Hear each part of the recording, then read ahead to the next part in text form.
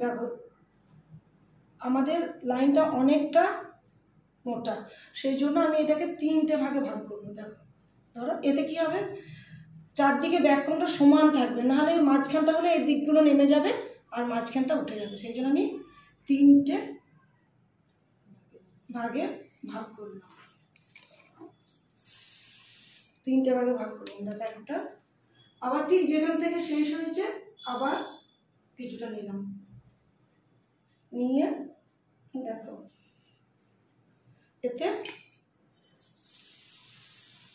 শেপটা ভালো আসবে। ঠিক আছে, এতে শেপটা ভালো আসবে।